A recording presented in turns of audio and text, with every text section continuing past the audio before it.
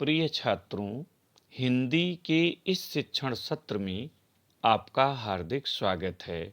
आज हम काव्यखंड के अंतर्गत पुष्प की अभिलाषा शीर्षक कविता की ससंदर्भ व्याख्या एवं काव्यगत सौंदर्य का अध्ययन करेंगे। इस कविता के रचयिता राष्ट्रीय एवं सांस्कृतिक काव्यधारा के प्रसिद्ध कवि माखनलाल चतुर्वेदी जी हैं और यह उनके काव्य संग्रह युग चरण से संकलित है। इनके काव्य का मूल स्वर देश प्रेम, त्याग, बलिदान, कर्तव्य तथा समर्पण है। एक भारतीय आत्मा उपनाम से प्रसिद्ध चतुर्वेदी जी की प्रस्तुत कविता में वर्णित पुष्प एक राष्ट्रभक्त का प्रतीक है। इसमें कवि ने पुष्प के माध्यम से राष्ट्रहित के लिए अपना सर्वस्व बलिदान करने की प्रेरणा दी है। छंद देखें।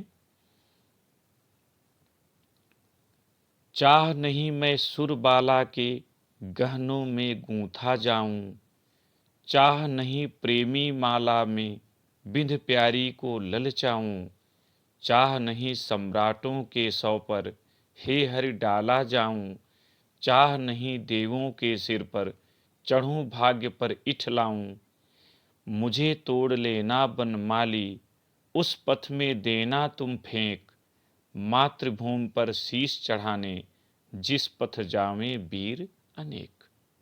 संकेत, चाह नहीं डाट डाट वीर अनेक पूर्ण विराम करें।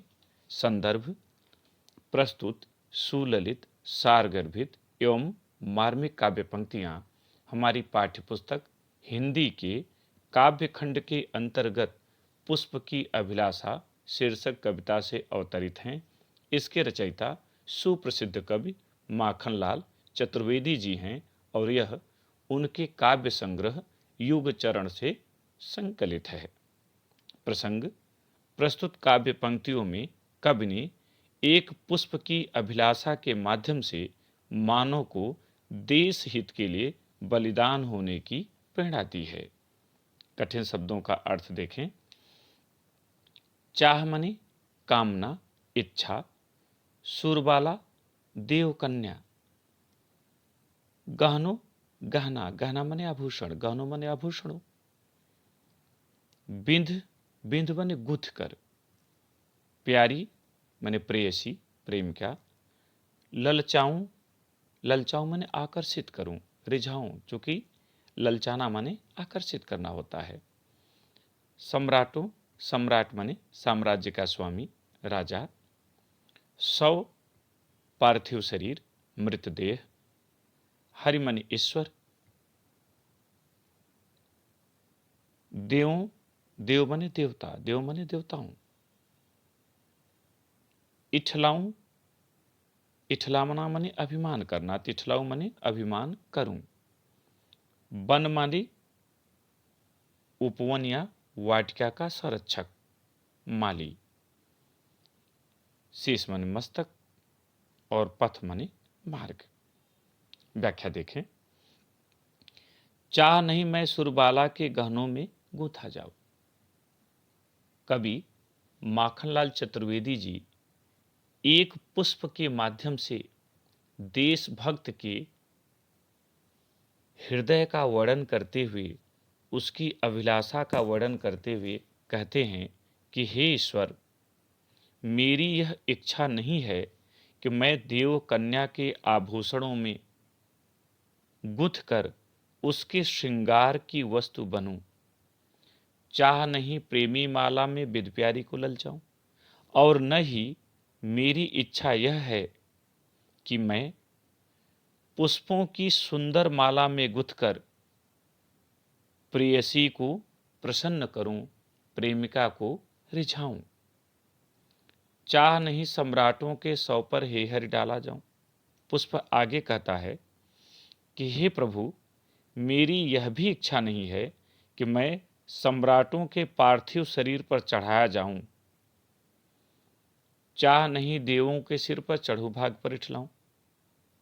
पुष्प आगे कहता है कि मेरी यह भी इच्छा नहीं है कि मैं देवों के मस्तक पर सुशोभित होकर इठलाऊं मने, अभिमान करूं, गर्व महसूस करूं। मुझे तोड़ लेना बनमाली, उस पथ में देना तुम फेंक।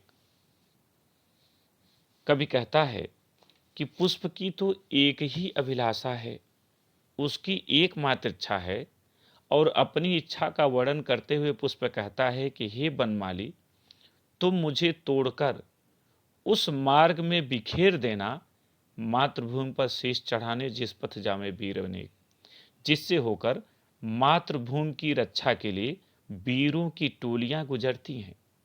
मैं उनके चरणों के स्पर्श से स्वयं को सौभाग्यशाली समझूंगा। अर्थात पुष्प बलिदान के मार्ग में स्वयं को समर्पित कर सुख का अनुभव करता है। इस पर आधारित काव्य का सौंदर्य देखें। पहला, प्रस्तुत कविता में पुष्प के माध्यम से देशभक्तों की इच्छाओं का वर्णन किया गया है। दूसरा रस यहाँ बीर रस है। तीसरा छंद तुकांत मुक्तक, इसमें मुक्तक छंद है किंतु अंत में इसके तुक मिलते हैं, जैसे जाऊं, ललचाऊं, डाला जाऊं, इठलाऊं, तो अंत में तुक मिलते हैं, इसलिए इसको तुकांत मुक्तक कहते हैं। और जहां तुक नहीं मिलता उसे अतुकांत मुक्तक कहते हैं। अलंकार इसमें अनुप्रास है। भाषा प्रवाहपूर्ण खड़ी बोली। शैली यहाँ गीत शैली है किंतु इसमें प्रतीकों का प्रयोग किया गया है। यहाँ पुष्प प्रतीक रूप में है, इसलिए इसको प्रतीकात्मक गीत शैली कहेंगे। आप केवल गीत शैली भी लिख सकते हैं और प्रतीकात्मक गीत शैली भी लिख सकते हैं। गुण ओज गुण है, क्योंकि यहाँ बीरस है, बीरस में ओज गुण होता है। शब्द शक्ति, अभिधा एवं लक्षणा। प्रिय छात्रों, मुझे उम्मीद है कि आपको यह पाठ समझ में आ गया होगा। नए पाठ के साथ फिर मिलेंगे। बहुत बहुत धन्यवाद।